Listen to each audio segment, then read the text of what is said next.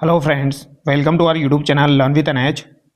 आज के शानदार वीडियो के अंदर हम दोस्तों राजस्थान की कला और संस्कृति से संबंधित एक काफ़ी महत्वपूर्ण टॉपिक कंप्लीट करने वाले हैं। राजस्थान से संबंधित रीति रिवाज और जो भी प्रथाओं से संबंधित सवाल आपके पूछे जाते हैं, उन सभी सवालों की आज हम यहाँ पर चर्चा करेंगे। काफ़ी इंपॉर्टेंट टॉपिक ये आपका होने वाला है। यहाँ पर लगभग 60+ क्वेश्चन के आंसर हम यहाँ पर देखने वाले हैं और उनकी डिटेल से व्याख्या भी हम यहाँ पर देखेंगे। तो जो भी विद्यार्थी RS exam, SI exam, agriculture supervisor exam, इसके अलावा सेकंड ग्रेड एग्ज़ाम की तैयारी कर रहे हैं, आप लोगों के लिए ये वीडियोस काफ़ी ज़्यादा यूज़फुल होने वाले हैं। तो पहला सवाल देखिए, निम्न में से कौन सा संस्कार बच्चे के जन्म के बाद का है? तो बच्चे के जन्म के बाद का संस्कार यहाँ पर कौन सा हो जाएगा? गर्भाधान, पुंसवन, सीमंतोन्नयन, जातक्रम। तो अगर ऑप्शन के हिसाब से आप देखोगे तो जातक्रम यहाँ पर आपका बिल्कुल सही हो जाएगा, क्योंकि जातक्रम जो होता है ये जन्म के उपरांत जो नाल काटी जाती है उसे ही जातक्रम यहाँ पर कहा जाता है। तो इसकी डिटेल से व्याख्या हम देख लेते हैं। जैसे कि कभी भी अगर आपसे पूछा जाए संस्कार क्या होता है, तो प्राचीन काल में वैदिक पद्धति से निर्धारित कुछ रीति रिवाज हुआ करते थे, उनको ही संस्कार कहा जाता है। गर्भाधान क्या होता है? यह सबसे पहला संस्कार होता है। जैसे कि आपने पढ़े होंगे 16 संस्कार होते हैं, 16 संस्कारों में से सबसे पहला संस्कार होता है गर्भाधान संस्कार।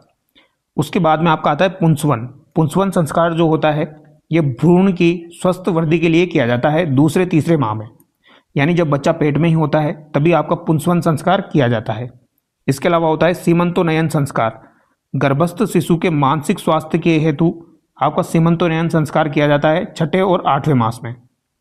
तो ये आपको ध्यान रखना है। तो ये 3 संस्कार जो होते हैं ये आपके जन्म से पूर्व के होते हैं, ठीक है, जो कि एग्जाम में पूछे जाते हैं। जातक्रम संस्कार आपके जन्म के बाद का होता है। जन्म के उपरांत जो नाल काटने की प्रक्रिया होती है उसे ही जातक्रम यहाँ पर कहा जाता है। अगला सवाल देखिए, किस संस्कार के तहत बच्चे के जच्चागृह से बाहर लाकर सूर्य दर्शन करवाते हैं? तो किस संस्कार के तहत बच्चे के जच्चागृह से बाहर लाकर सूर्य के दर्शन करवाए जाते हैं? तो ये आपका कौन सा संस्कार होता है? निष्क्रमण संस्कार यहाँ पर होता है। तो ये आप याद रखिएगा, सूर्य का जो दर्शन करवाया जाता है उसे क्या कहा जाता है? निष्क्रमण संस्कार कहा जाता है। तो जन्म के 4थे महीने में पिता बच्चे को जच्चागृह से बाहर लाते हैं ताकि वह सूर्य दर्शन करें एवं बाह्य वातावरण के अनुकूल हो सके। तो इसे ही क्या कहा जाता है? निष्क्रमण कहा जाता है। नामकरण क्या होता है? यह जन्म के 10वें दिन या 12वें दिन में होता है नामकरण, ठीक है। अन्नप्राशन, 6ठे मास में अन्न का आहार देना हो जो होता है यह आपका अन्नप्राशन कहलाता है। अगला सवाल देखिए, बच्चे के बालों का प्रथम मुंडन कहलाता है। तो बच्चे के बालों का जो प्रथम मुंडन किया जाता है वो क्या कहलाता है? तो इसे कहा जाता है चूड़ाकर्म संस्कार। ऑप्शन ए यहाँ पर आपका सही हो जाएगा। ये सवाल काफ़ी बार एग्जाम में पूछे जा चुके हैं, तो इनको आप याद रखिएगा। चूड़ाकर्म क्या हो जाएगा? लगभग 1 वर्ष की आयु होने पर जन्म के समय के बालों का जो प्रथम मुंडन किया जाता है बच्चे के बालों का, तो ये आपका चूड़ाकर्म कहलाता है। और कर्णवेद पूछा जाए तो यह क्या हो जाएगा? कानों का छेदन जो होता है ये आपका कर्णवेद कहलाता है। और विद्यारंभ संस्कार को यज्ञोपवीत भी कहा जाता है। तो शिक्षा प्रारंभ करने का जो संस्कार होता है वो विद्यारंभ आपका हो जाता है। अगला सवाल देखिए, यज्ञोपवीत संस्कार कौन सा है? तो यज्ञोपवीत संस्कार अगर आपसे पूछा जाए तो ये कौन सा संस्कार यहाँ पर हो जाएगा? तो यज्ञोपवीत संस्कार जो है इसे ही उपनयन संस्कार के नाम से जाना जाता है। ऑप्शन ए यहाँ पर आपका सही हो जाएगा, ठीक है। तो उपनयन संस्कार जो है इसे ही यज्ञोपवीत संस्कार भी कहा जाता है। जब विद्या आरंभ करनी होती है यानी विद्या का अध्ययन करना होता है तो उस समय उससे पहले आपका उपनयन संस्कार किया जाता है, ठीक है। इसमें बालक को गुरु के पास भेजते हैं, यानी कि गुरुकुल भेजने से पहले जो आपका संस्कार होता है वो होता है आपका उपनयन संस्कार। इसे ही यज्ञोपवीत संस्कार भी कहा जाता है। अगला सवाल देखिए, वह संस्कार जो बालक को विद्यारंभ हेतु गुरु के पास ले जाने के समय किया जाता है, तो ये कौन सा हो जाएगा? आपका यज्ञोपवीत संस्कार यहाँ पर हो जाएगा। ऑप्शन सी यहाँ पर आपका सही होगा। अगला सवाल देखिए, मनुष्य जीवन का अंतिम संस्कार है, तो मनुष्य जीवन का अंतिम संस्कार कौन सा हो जाएगा? तो अंत्येष्टि संस्कार जो होता है ये मनुष्य जीवन का अंतिम संस्कार होता है, ये आपको ध्यान रखना है। अंत्येष्टि ये आपका मृत्यु से संबंधित है और ये अंतिम संस्कार होता है, ठीक है। इसकी डिटेल अगर आप देखना चाहो तो देख सकते हो। मनुष्य जीवन का अंतिम संस्कार कौन सा हो जाएगा? अंत्येष्टि हो जाएगा। इसमें विधि विधान से देह को अग्नि को समर्पित किया जाता है। और समावर्तन अगर आपसे पूछा जाए तो ग्रस्त बनने से पूर्व दीक्षांत समारोह जो होता है वो आपका समावर्तन कहलाता है। अगला सवाल देखिए, लड़की के जन्म पर बजाया जाता है। तो जब लड़की का जन्म होता है तो क्या बजाया जाता है? तो यहाँ पर छाजला बजाया जाता है, जिसे सुप के नाम से भी जाना जाता है। और जब बच्चे का जन्म होता है यानी लड़के का जन्म होता है तब कांसे की थाली यहाँ पर बजाई जाती है। तो लड़के के जन्म पर कांसे की थाली बजाई जाती है, और लड़की का जब जन्म होता है तो सूप छाछला बजाया जाता है। और ये दोनों बातें महत्वपूर्ण है, इनको याद रखिएगा। अगला सवाल देखिए, सुहावड़ क्या है? तो सुहावड़ अगर आपसे पूछा जाए तो क्या हो जाएगा? तो नवप्रसूता को खिलाने वाले जो लड्डू होते हैं ये आपके क्या कहलाते हैं? सुहावड़ कहलाते हैं। तो नवप्रसूता को खिलाए जाने वाले जो लड्डू होते हैं, जो कि आपके सौंठ, अजवाइन, घी, खांड के मिश्रण से बनकर तैयार होते हैं, तो इन्हें क्या कहा जाता है? सुहावड़ कहा जाता है। तो याद रखिएगा, सुहावड़ किसे कहा जाता है? तो नवप्रसूता को खिलाए जाने वाले जो लड्डू होते हैं, जो कि सौंठ, अजवाइन, घी, खांड से बने होते हैं, तो इसे ही सुहावड़ के नाम से जाना जाता है। अगला सवाल है, जन्म के समय एक आयोजन जिसमें पूजा के लिए गांव के कुएं पर एक शोभा यात्रा ले जाई जाती है। तो जन्म के समय एक आयोजन जिसमें पूजा के लिए गांव के कुएं पर एक शोभा यात्रा ले जाई जाती है, इसे क्या कहा जाता है? तो इसे कहा जाता है जलवा समारोह। ऑप्शन बी यहाँ पर आपका सही हो जाएगा। ये भी काफ़ी इंपॉर्टेंट सवाल है, पूछा जाता है, तो याद रखिएगा। इसे जलवा समारोह या इसे पनघट पूजन के नाम से भी जाना जाता है। इसे पनघट पूजन के नाम से भी जाना जाता है। इसके अलावा इसे कुआ पूजन भी कहा जाता है। कुआ पूजन के नाम से भी इसे जाना जाता है। तो याद रखिएगा, जलवा समारोह या पनघट पूजन, कुआ पूजन, ये किसे कहा जाता है? गांव के कुएं पर एक शोभा यात्रा ले जाई जाती है जन्म के समय, इसे ही जलवा समारोह कहा जाता है। अगला सवाल देखिए, किस समारोह में किसी देवता या देवी के सामने छोटे बच्चे के बाल पहली बार काटे जाते हैं? तो इसे क्या कहा जाता है? इसे जडूला कहा जाता है। सी यहाँ पर आपका सही हो जाएगा। अगला सवाल देखिए, तो शिशु के पहले या तीसरे वर्ष सिर के बाल पहली बार मुंडवाने वाला जो संस्कार होता है, इसे ही चूड़ाक्रम कहा जाता है या इसे चोल भी कहा जाता है। अगला सवाल है, राजस्थान लोक जीवन में ढूंढ है। तो ढूंढ अगर आपसे पूछा जाए तो ये क्या होता है? ये काफ़ी बार एग्जाम में आ चुका है सवाल। तो ढूंढ क्या होता है? तो बच्चे के जन्म की पहली होली पर प्रसूता के पीहर पक्ष की ओर से किया जाने वाला जो संस्कार होता है, ये आपका क्या कहलाता है? ढूंढ कहलाता है। तो बच्चे के जन्म की पहली होली पर प्रसूता के पीहर पक्ष की ओर से किया जाने वाला संस्कार जो होता है, ये ढूंढ यहाँ पर कहलाता है। अगला सवाल देखिए, निम्नलिखित में से कौन सी प्रथा विवाह से संबंधित नहीं है? तो इनमें से कौन सी प्रथा ऐसी है जो कि आपकी विवाह से संबंधित नहीं है? सामेला, सातरवाड़ा, बान, मुग्धना। तो सातरवाड़ा जो है ये आपकी विवाह से संबंधित नहीं है। सातरवाड़ा जो होता है ये मृत्यु के बाद सांत्वना देने को कहा जाता है। तो आप याद रखिएगा, सातरवाड़ा मृत्यु से संबंधित रस्म हो जाएगी, जिसमें लोग शोक संतप्त परिवार को सांत्वना देने जाते हैं। बाकी सामेला, बान, मुग्धना ये आपके किससे संबंधित है? विवाह से संबंधित है। तो ये सातरवाड़ा याद रखिएगा, ये किससे संबंधित हो जाएगा? आपका मृत्यु से संबंधित हो जाएगा। अगला सवाल देखिए, निम्नांकित में से कौन सा विकल्प विवाह की रस्मों से संबंधित नहीं है? तो यहां पर कौन सा विकल्प जो है ये विवाह की रस्मों से संबंधित नहीं है? बंदोली, सामेला, कर्णभेद, कंकण बंधन। तो कर्णभेद जो है ये आपका विवाह से संबंधित नहीं है, बाकी तीनों आपके विवाह से संबंधित है। ठीक है, कर्णभेद में आपको पहले बता चुका हूं, कान का जो छेदन किया जाता है उसे ही कर्णभेद कहा जाता है। अगला सवाल देखिए, चिकनी कोतली है। तो चिकनी कोतली किससे संबंधित है? यह सवाल भी एग्जाम में पूछा जा चुका है, महत्वपूर्ण सवाल है। तो शादी की एक रस्म हो जाएगी आपकी चिकनी कोतली, ये भी महत्वपूर्ण सवाल है। सगाई के अवसर पर वर पक्ष की ओर से वधू के लिए जो गहने, कपड़े, मिठाई वगैरह दी जाती है उसे ही चिकनी कोतली कहा जाता है। यानी वर पक्ष की ओर से जो आपके मिठाई वगैरह, कपड़े वगैरह, गहने वगैरह दिए जाते हैं उसे ही क्या कहा जाता है? चिकनी कोतली कहा जाता है। तो याद रखिएगा, सगाई के अवसर पर वर पक्ष की ओर से वधू के लिए जो गहने, कपड़े, मिठाई दी जाती है उसे ही चिकनी कोतली या पहरावनी कहते हैं। अगला सवाल है, विवाह निश्चित होने के बाद लड़के वालों की तरफ से लड़की को भेजे जाने वाले उपहार कहलाते हैं। तो विवाह निश्चित होने के बाद लड़के वालों की तरफ से लड़की को भेजे जाने वाले जो उपहार होते हैं इनको किस नाम से जाना जाता है? तो इन्हें रीत के नाम से जाना जाता है। रीत के नाम से इन्हें जाना जाता है। तो ये याद रखिएगा, लड़के वालों की तरफ से जो भेजे जाते हैं विवाह निश्चित होने के बाद जो भी आपके उपहार वगैरह भेजे जाते हैं उसे क्या कहा जाएगा? रीत कहा जाएगा। ठीक है, तो याद रखना, विवाह निश्चित होने पर लड़के वालों की तरफ से लड़की को भेजे जाने वाला उपहार हो जाएगा रीत, और लड़की के पिता द्वारा लड़के को उपहार हो जाएगा आपका टीका। तो लड़की के पिता के द्वारा जो लड़के को उपहार दिया जाएगा वो हो जाएगा टीका। और बरी पडला तो आपको पता ही होगा, विवाह के समय वर पक्ष द्वारा वधू के लिए लाया गया सामान जो होता है ये आपका बरी पडला कहलाता है। तो वर पक्ष की ओर से वधू के लिए लाया गया सामान जो होता है ये आपका क्या कहलाएगा? बरी पडला कहलाता है। तो ये भी आप याद रखना, ये वर पक्ष की ओर से लाया जाता है। अगला सवाल है, राजस्थान की संस्कृति में मुग्धना क्या है? तो मुग्धना अगर आपसे पूछा जाए तो क्या हो जाएगा? भोजन पकाने के लिए लकड़ियां जो होती है, जो विनायक स्थापना के पश्चात लाई जाती है।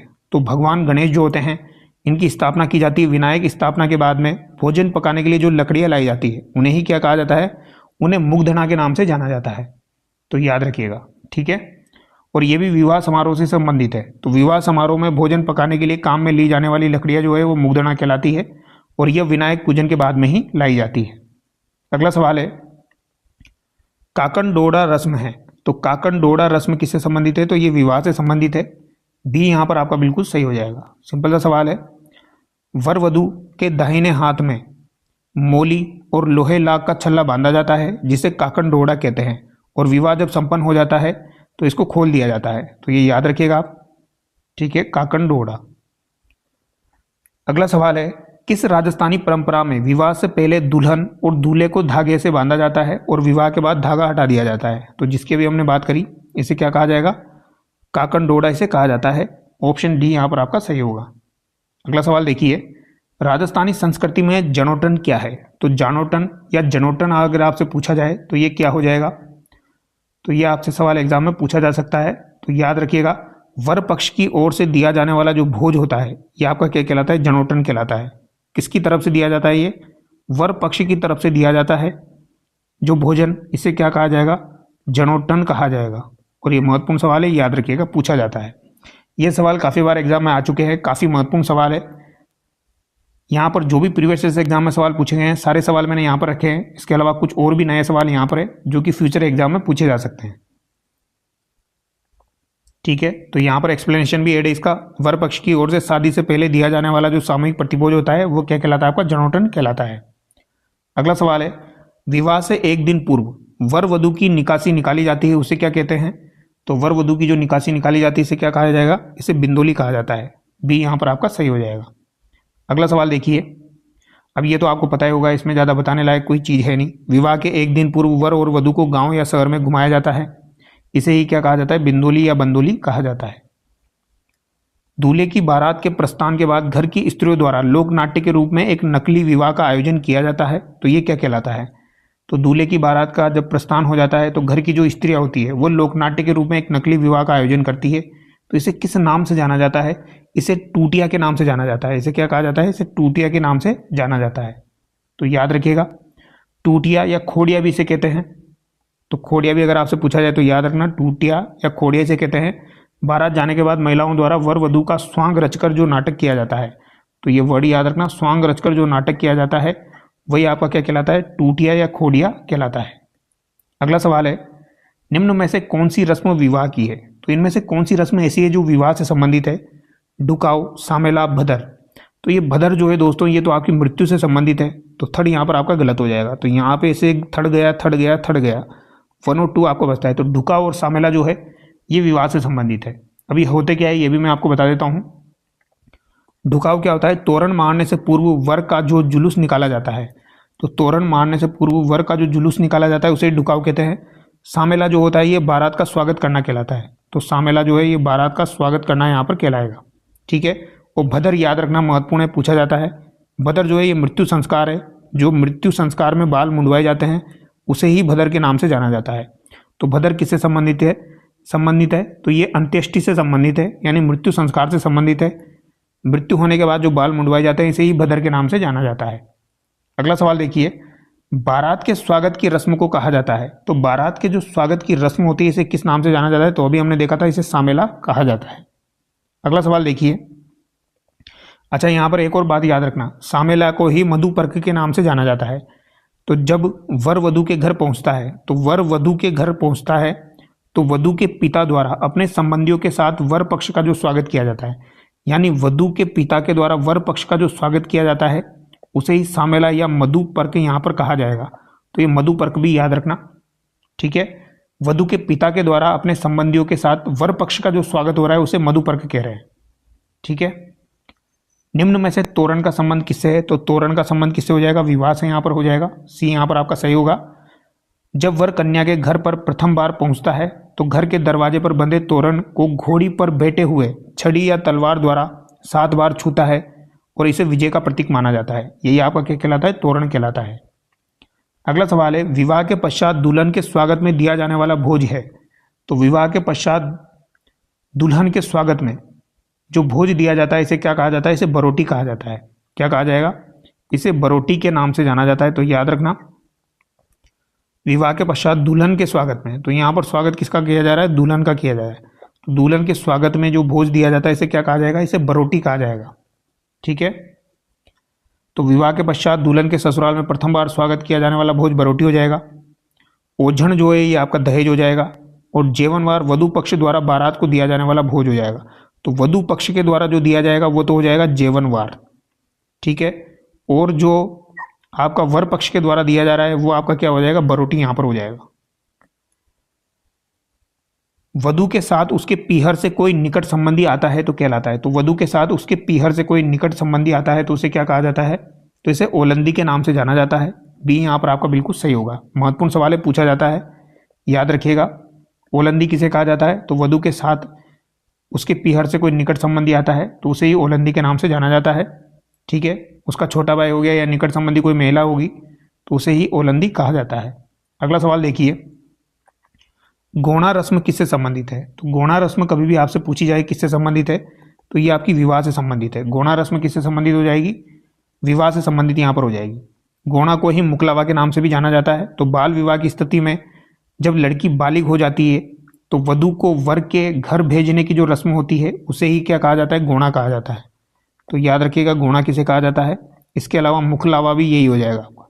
ठीक है, यही शब्द आपके इंपॉर्टेंट है, ध्यान रखना है किसका क्या मतलब है। राजस्थान में बड़ार क्या होता है? तो बड़ार जो होता है ये भोजन का प्रकार है, ये आपको ध्यान रखना है। सामूहिक प्रतिभोज जो होता है ये आपका क्या कहलाता है? बड़ार कहलाता है। और ये सवाल काफी बार एग्जाम में पूछा जाता है। विवाह के अवसर पर वधु पक्ष या वर पक्ष द्वारा जो दिया जाने वाला भव्य भोजन होता है वही आपका क्या कहलाता है? बड़ार यहाँ पर कहलाता है।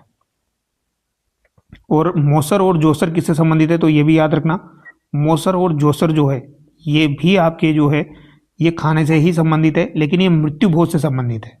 ठीक है, आगे देखिए, राजस्थान की रीति रिवाजों में आणो क्या है? तो आणो अगर आपसे पूछा जाए तो आणो क्या हो जाएगा? तो विवाह के पश्चात दुल्हन को दूसरी बार ससुराल भेजना जो होता है ये आपका क्या कहलाता है? ये आपका आणो कहलाता है। ठीक है, तो विवाह के पश्चात दुल्हन को दूसरी बार ससुराल जो भेजा जाता है उसे क्या कहा जाता है? उसे आणो कहा जाता है। महत्वपूर्ण सवाल है। अगला सवाल देखिए, वही हो गया ये आणो या मुकलावा से कहा जाता है। बिनोटा क्या है? तो बिनोटा क्या हो जाएगा? ये भी पूछा जाता है। तो बिनोटा आपका क्या हो जाएगा?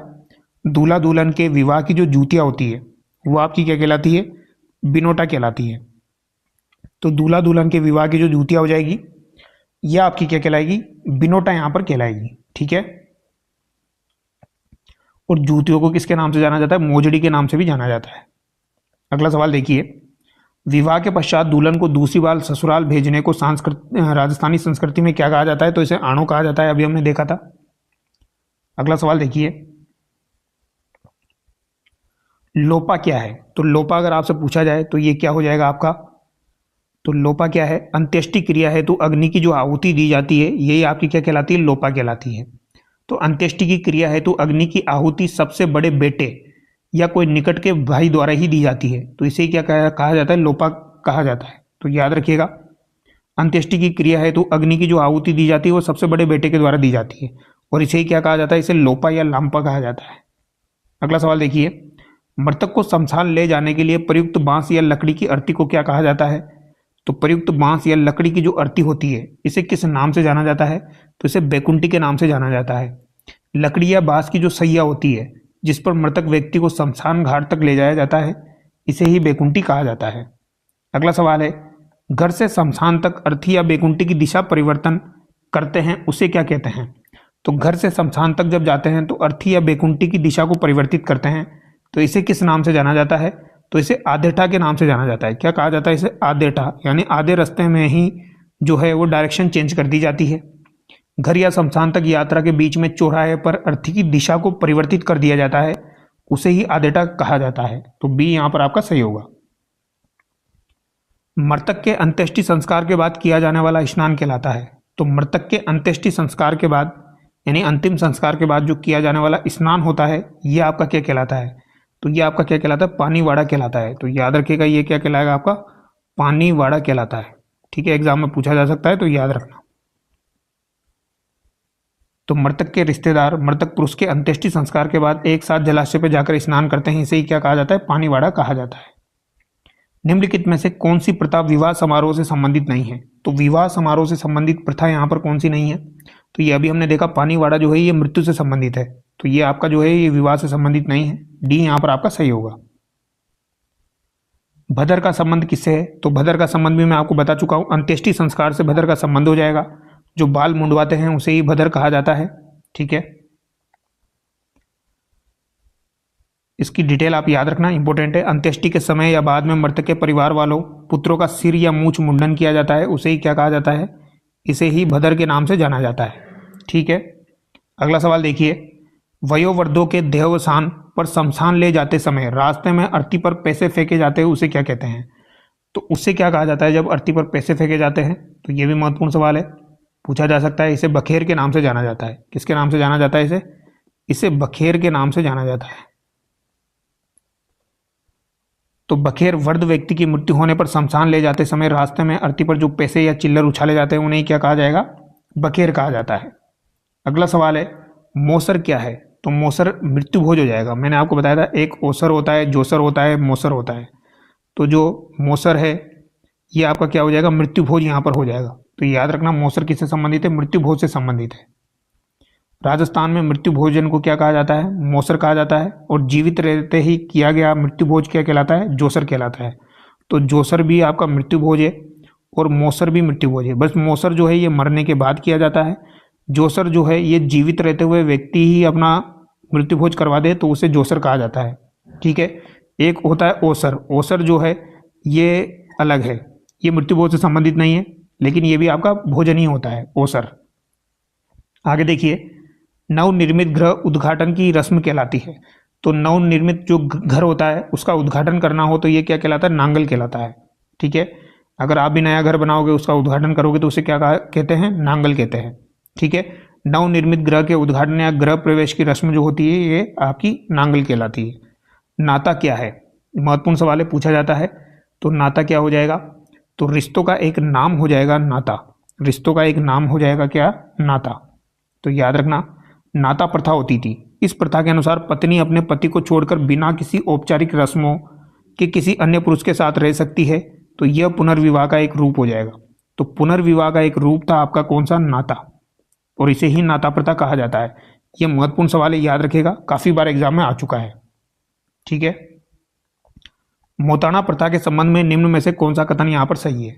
तो मोताणा प्रथा के संबंध में कौन सा कथन यहाँ पर सही हो जाएगा? तो मोताणा प्रथा होती थी किसी व्यक्ति की संदिग्ध मृत्यु होने पर, तो किसी व्यक्ति की संदिग्ध मृत्यु होने पर मृत्यु स्थान के स्वामी से हर्जाना वसूलना, ये आपका क्या कहलाता था? मोताणा प्रथा कहलाती थी। तो याद रखिएगा, मोताणा प्रथा क्या थी? किसी व्यक्ति की संदिग्ध मृत्यु होने पर मृत्यु स्थान के स्वामी से हर्जाना वसूला जाता था, ये आपकी मोताणा प्रथा कहलाती थी। यानी जिस स्थान पर मृत्यु हुई है उसी स्थान पर स्वामी से हर्जाना वसूला जाएगा, ये आपकी क्या कहलाएगी? मोताणा प्रथा कहलाती थी।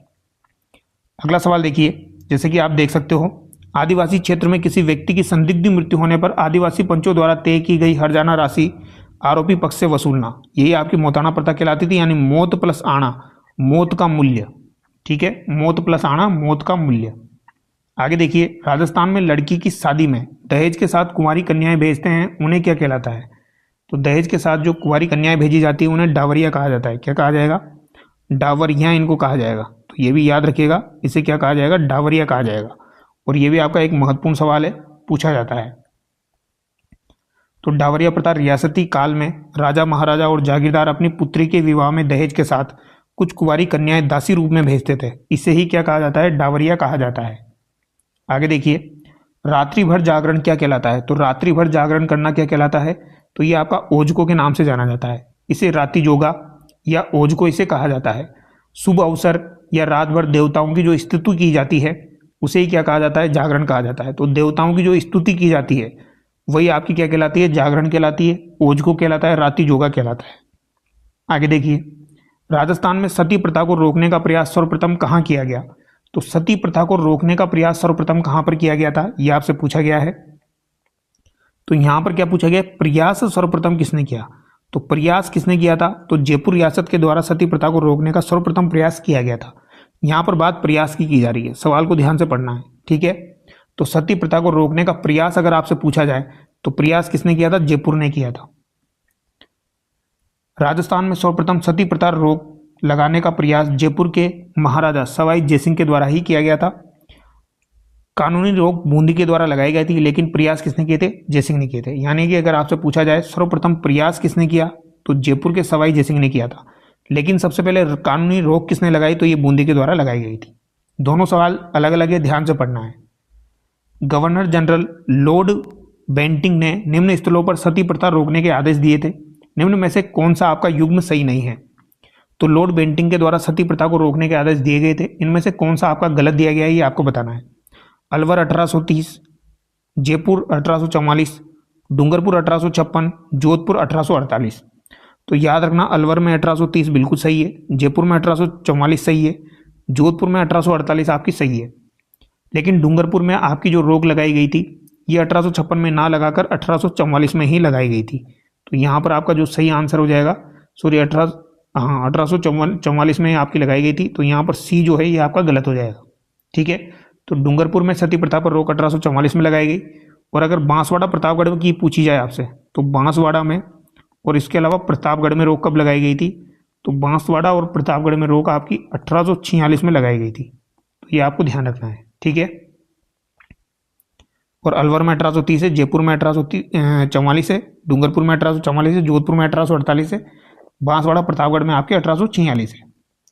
अगला सवाल देखिए, सती प्रथा को सबसे पहले कब और कहां गैर कानूनी घोषित किया गया था। तो सती प्रथा को सर्वप्रथम गैर कानूनी घोषित आपके 1822 में बूंदी में किया गया था। तो यहां पर आपका राइट आंसर क्या हो जाएगा, ऑप्शन सी हो जाएगा। काफी महत्वपूर्ण सवाल है, पूछा जाता है। तो राजस्थान में सर्वप्रथम सती प्रथा को बूंदी नरेश राव विष्णु सिंह ने 1822 ईस्वी में गैर कानूनी घोषित किया था। तो ये नाम भी याद रखना, राव विष्णु सिंह, ठीक है, पूछा जा सकता है।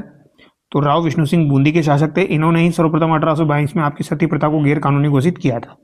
लेकिन प्रयास पूछा जाए तो सर्वप्रथम प्रयास आपके सवाई जयसिंह के द्वारा किया गया था। 1844 में किस राज्य की रीजेंसी काउंसिल ने यह उद्घोषणा की कि सती प्रथा एक दंडनीय अपराध है। तो 1844 में ये घोषणा किसके द्वारा की गई थी, तो ये जयपुर के द्वारा की गई थी। अभी हमने देखा था 1844 में जयपुर के द्वारा ये उद्घोषणा की गई थी, ठीक है। इसकी डिटेल यहाँ पर महत्वपूर्ण है। 1844 में जयपुर की रीजेंसी काउंसिलिंग मेजर लुडलो के प्रभाव में सती प्रथा को दंडनीय अपराध घोषित किया था। और ये किसने किया था, तो मेजर लुडलो भी एग्जाम में पूछा जा चुका है, तो ये भी याद रखना, ठीक है। मेजर लुडलो के प्रयासों से जयपुर रीजेंसी काउंसिल ने 1844 में सती प्रथा को दंडनीय अपराध घोषित किया था। ये मेजर लुडलो याद रखना, पूछा जा चुका है। आगे देखिए, रूप कंवर नामक महिला किस घटना से संबंधित है। तो रूप कंवर नामक महिला आपकी सती वाली घटना से ही संबंधित है, ठीक है। दिवराला शिखर में 1987 में रूप कंवर अपने पति माल सिंह के साथ सती हुई थी। तो इनके पति का नाम था माल सिंह, रूप कंवर यहाँ पर सती हुई थी, दिवराला की घटना हो जाएगी। यह राजस्थान की अंतिम चर्चित सती घटना है। इसके बाद ही आपकी सती प्रथा कानून बना था 1987 में। तो ये याद रखना, रूप कंवर दिवराला शिखर से संबंधित है। सती प्रथा रोकथाम अधिनियम 1987 कानून किस राज्य सरकार द्वारा लागू किया गया कानून है। तो ये राजस्थान के द्वारा ही 1987 में आपका सती रोकथाम अधिनियम लागू किया गया था, जब आपकी रूप कंवर दिवराला शिखर वाली घटना हुई थी उसके बाद, ठीक है। ये यहाँ पर लिखा हुआ है, रूप कंवर प्रकरण के बाद राजस्थान सरकार ने राजस्थान सती निवारण अध्यादेश 1987 लागू किया, जो बाद में अधिनियम बना। आगे देखिए, सती रोकथाम अधिनियम को राजस्थान सरकार द्वारा कब लागू किया गया। तो ये 1987 में लागू किया गया। बेसिक सा सवाल है। मानव व्यापार प्रथा पर सर्वप्रथम किस रियासत ने रोक लगाई। तो इस सवाल का आंसर आप क्या करेंगे, कमेंट करके बताएंगे। एक सवाल आप सब लोगों के लिए है, मानव व्यापार प्रथा पर सर्वप्रथम रोक किसने लगाई। ये सवाल किसके लिए है, ये सवाल आप लोगों के लिए है। इसका आंसर आप क्या करेंगे, कमेंट करके बताएंगे, ठीक है। अगला सवाल देखिए, राजस्थान में गोला, दरोगा, चाकर, चेला आदि संबोधन किसके लिए प्रयुक्त होते थे। तो गोला, दरोगा, चाकर, चेला ये शब्द किसके लिए यूज में लिए गए हैं, ये आपको बताना है। तो ये घरेलू दास के लिए यूज में लिए गए हैं। ऑप्शन बी यहाँ पर आपका सही होगा।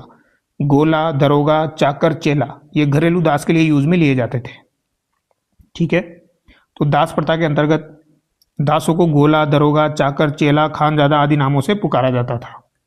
अगला सवाल देखिए, राजपुताने के किस नरेश ने सर्वप्रथम कन्यावध को रोकने का प्रयास किया? तो कन्यावध को रोकने का प्रयास सर्वप्रथम किसके द्वारा किया गया था? तो राजपुताने में ये आपके राव राम सिंह के द्वारा किया गया था।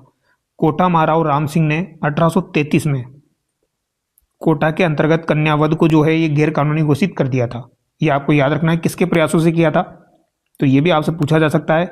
ये आपके विल्किंसन के प्रयासों से किया गया था। किसके प्रयासों से किया गया था? विल्किंसन के प्रयासों से किया गया था। ठीक है, लुल्लो का संबंध तो सती प्रथा से हो जाएगा, लेकिन ये विल्किंसन याद रखना, इसके प्रयासों से ही आपके कन्यावध को रोकने वाला जो अधिनियम था ये पारित किया गया था। ठीक है, राव राम सिंह द्वारा 1833 में कोटा में। ठीक है, पूछा जा सकता है, इसकी डिटेल भी देख लीजिए आप। कोटा महाराव राम सिंह ने 1833-34 में कन्यावध को गैर कानूनी घोषित किया था। किसके प्रयासों से? विल्किंसन के प्रयासों से।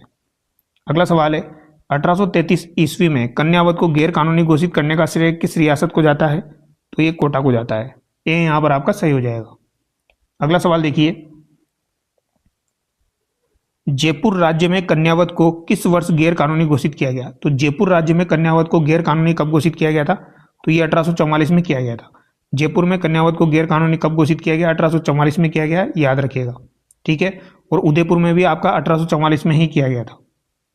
आगे देखिए, राजस्थान में त्याग प्रथा का संबंध किस वर्ग से है? तो राजस्थान में जो त्याग प्रथा का संबंध है किस समाज से है? तो त्याग प्रथा का संबंध जो है ये ज्यादातर क्षत्रिय समाज से आपका रहा है। ठीक है, तो याद रखिएगा, त्याग प्रथा का संबंध राजपूत क्षत्रिय समाज में विवाह के समय चारण भाटों को मुंह मांगी दान दक्षिणा दी जाती थी, तो ये हो जाएगी। 1841 में जोधपुर ने इस पर रोक लगाई थी। तो आपके त्याग प्रथा पर रोक किसने लगाई? जोधपुर ने लगाई। तो ये त्याग प्रथा जो है ये क्षत्रिय समाज में ज्यादा आपकी प्रचलित थी। डाकण प्रथा मुख्य रूप से किस जनजाति में पाई जाती है? तो डाकण प्रथा आपकी मुख्य रूप से भील और मीणा जनजाति में पाई जाती है, जिसमें किसी महिला को बच्चों को खाने वाली मानकर मार दिया जाता है। तो यही डाकन प्रथा आपकी कहलाती है। उदयपुर राज्य में डाकन प्रथा पर प्रतिबंध कब लगाया गया था? तो 1853 में उदयपुर राज्य में डाकन प्रथा पर प्रतिबंध लगाया गया था। और ये किसके समय लगाया गया था पूछा जा सकता है। तो ये 1853 में यहाँ पर शासक कौन थे? तो स्वरूप सिंह शासक थे। कौन शासक थे? स्वरूप सिंह यहाँ के शासक हो जाएंगे, जो कि महत्वपूर्ण सवाल बनता है। और ये किसके प्रयासों से किया गया था? तो जेसी ब्रुक के प्रयासों से किया गया था। कन्यावध का जो रोकने का प्रयास था वो किसके द्वारा किया गया था? विल्किंसन के द्वारा। यहाँ पर जेसी ब्रुक याद रखना, जयपुर में लुल्लो याद रखना, तीनों एग्जाम में पूछे जाते हैं। तो जेसी ब्रुक के द्वारा ये प्रयास यहाँ पर किया गया था। सर्वप्रथम 1853 में मेवाड़ महाराणा स्वरूप सिंह ने जेसी ब्रुक के प्रयासों से डाकन प्रथा को गैर कानूनी घोषित किया था 1853 में। ठीक है, आगे देखिए, अनमेल विवाह और बाल विवाह निषेध अधिनियम सर्वप्रथम किस रियासत ने बनाया?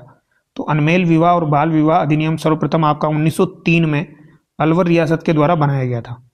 ठीक है, तो यहाँ पर आपका सी सही होगा। तो 1903 ईस्वी में अलवर रियासत ने बाल विवाह और अनमेल विवाह निषेध कानून बनाया था।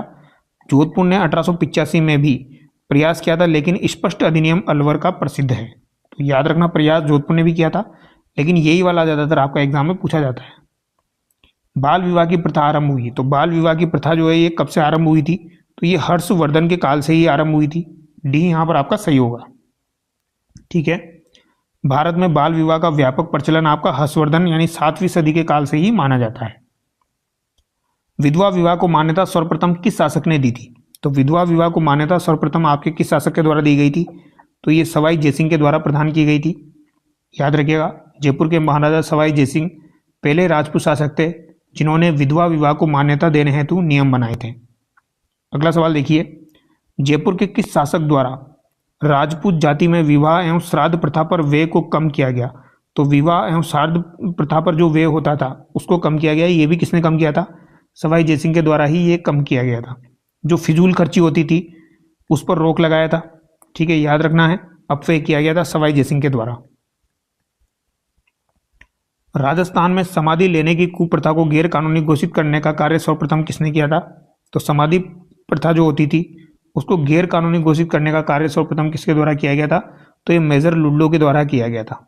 ठीक है, मेजर लुल्लो ने 1844 में जयपुर पॉलिटिकल एजेंट के रूप में काम करते हुए समाधि प्रथा को गैर कानूनी घोषित किया था। ठीक है, तो याद रखिएगा, 1844 ईस्वी में जयपुर के पॉलिटिकल एजेंट थे लुडलो, इन्होंने के प्रयासों से समाधि प्रथा पर रोक लगाई गई थी 1844 में। सागड़ी प्रथा का अन्य उपनाम है, तो सागड़ी प्रथा को किस नाम से जाना जाता है? तो सागड़ी प्रथा को जो है ये बंधुआ मजदूर प्रथा के नाम से जाना जाता है। बी यहाँ पर आपका सही हो जाएगा। सागड़ी प्रथा भी एग्जाम में काफ़ी बार पूछी जाती है। उधार दिए गए धन के बदले स्थायी रूप से बिना वेतन काम करवाना, इसे बंधुआ मजदूरी या हाली प्रथा भी कहा जाता है। ठीक है, आज का अंतिम सवाल देखिए, हाली प्रथा से आशय है, तो हाली प्रथा से क्या आशय है, इसका आंसर आप क्या करेंगे, कमेंट करके बताएंगे। तो 2 सवालों का आंसर मैंने आपको कमेंट करने के लिए बोला है, तो इनका आंसर आप क्या करेंगे, कमेंट करके बताएंगे। और अगर आपको वीडियो अच्छा लगा है तो वीडियो को लाइक करें और चैनल को सब्सक्राइब करें। Thank you so much.